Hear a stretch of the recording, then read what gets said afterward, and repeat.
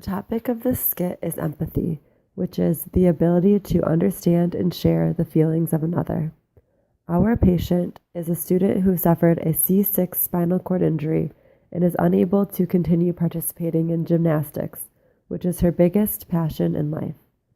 She is worried she will lose her scholarship and the ability to become a professional gymnast in the future. She is also worried about how her injury will affect her ability to continue being a successful student. Our first scenario takes us through one wrong way to treat a client. Hi Jenny, I'm your occupational therapist. My name is Jody. How are you doing today?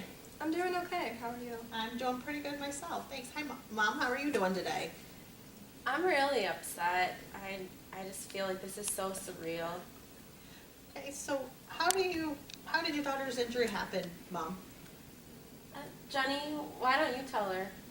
I'm a gymnast, so I was at a competition and I was doing the uneven bars and I had a band-aid on my hand and I just slipped right off and I don't really remember much after that. Okay. So Mom, what's a typical day like for Jenny before her accident? Well, Jenny goes away to college, so I'm really not certain what her typical day looks like. I'm a gymnast. I have practice in the morning and I also... So besides gymnastics, what else do you do? I was going to say that I go to class in between practices and eat lunch in the cafeteria. Pretty much everything a normal college kid would do, and I really don't want to lose my scholarship and have to move back home. So what else? What is your daughter going to school for again, Mom? She's a pre-med student, and she's doing so well in her program. I just really hate to see her have to leave school. What do you see your daughter doing again in her future? I just want her to be independent and happy with the things that she can do. I just really want her to be happy. I'm not happy right now. I really want to be able to use my phone again so I can keep talking to my friends, and I want to keep driving so I can get around campus. I don't know what I'm supposed to do if I can't be a gymnast and go to school anymore. Okay, Mom, do you know what a C6 spinal cord injury is? You can ask me these questions. I'm right here, and I feel like it's really important for me to know these things since I'm the patient. The therapist was talking to the patient's mother instead of the patient and not relating to the patient's feelings. Thus, she did not convey any empathy towards the client. Our second scenario takes us through another incorrect way to treat the client. Hi, my name is Christine. I'm your occupational therapist. How are you doing today? I'm doing okay. How are you? I'm doing all right. After reading up on your case, though, I'm feeling so sad for you. I'm so sorry that this happened.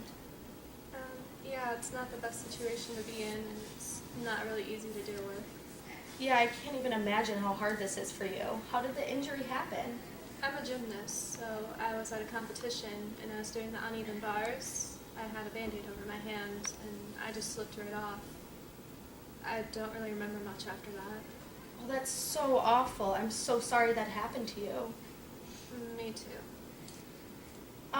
So I can imagine that your daily routine has changed a little bit since the injury.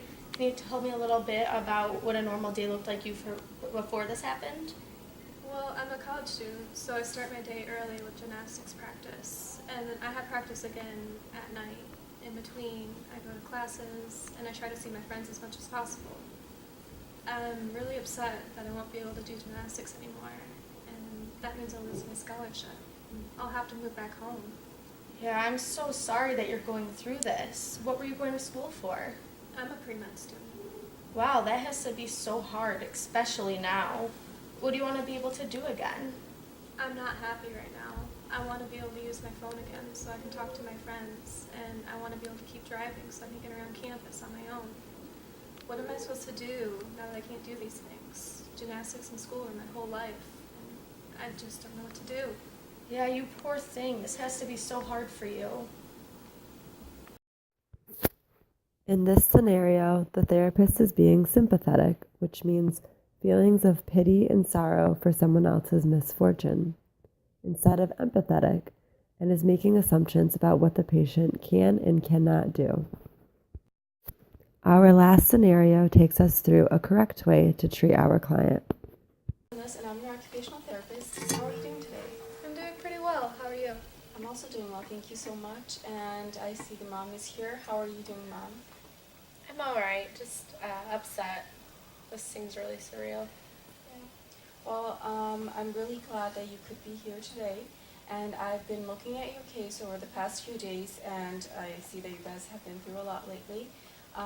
So can you just tell me just wanted to check up how you were doing, like overall, how are things? The situation, it's not the best one to be in. It's been really hard to deal with. Yeah, I mean, I can't imagine how hard it is for you right now. So just so I can get a better idea, can you like walk me through how this injury actually happened? Yeah, I'm a gymnast and I was competing. I was going on the high bars and I had a Band-Aid on my hand and I just slid right off. And I don't really remember much after that. Well, that's pretty scary, and I'm really sorry that this happened to you. And I'm really happy that you're here and we're going to work on this together to help you get back to your old life, to being as independent as possible. So now I can imagine that your daily routine has changed a lot since the injury. So can you tell me a little bit about what a normal day looked like for you before this injury happened? Yeah, I'm a college student. I wake up really, really early for gymnastics practice and I have classes in between practices. I go again at night. I try to see my friends as much as possible.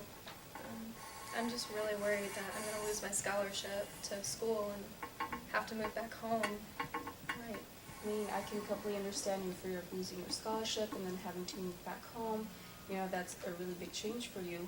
And I can certainly help you look into different options that, you know, like in different scholarships that could help you still stay at your current level and in the school that you're attending. So could you tell me what you're actually going to school for at the moment? If you would be willing to help me find different scholarships, that would be amazing. And I'm a pre-med student, so my expenses go far beyond just tuition and books. Right, well, that must be really hard, especially now. And I will absolutely do everything I can to help you stay at your college. And now, besides being able to go to class and stay at your current school, is there anything else that's kind of hindering and making things difficult for you due to this injury? I really want to be able to text my friends and keep communicating with them. I also really want to be able to keep driving so I can get myself around campus. And gymnastics in school, they're my whole life. I don't really know what I'm supposed to do anymore. Right. Well, I do have certainly some adaptive equipment that I would be happy to introduce to you that will make using your phone and even driving much easier for you so you can stay in touch with your friends. And when it comes to gymnastics, I know that it is really important to you. And I'm not going to tell you that you'll be able to compete again, but I have some activities in mind that may help fill the void a little bit if you're willing to explore them.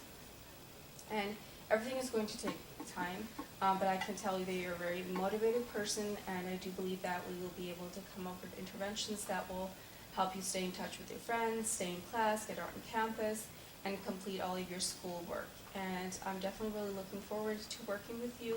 And at this point, do you have any comments, questions, or concerns for me that I can help answer? I don't have any questions for now, but I do want to thank you for being so kind and understanding towards me, and I'm really looking forward to working with you too. All right. Well, have a great day. It was really nice to meet you. Thanks. In this scenario, the therapist was focused on the patient and what is important to her. The therapist is being understanding and empathetic while encouraging and motivating the patient by letting her know that they will work through this together.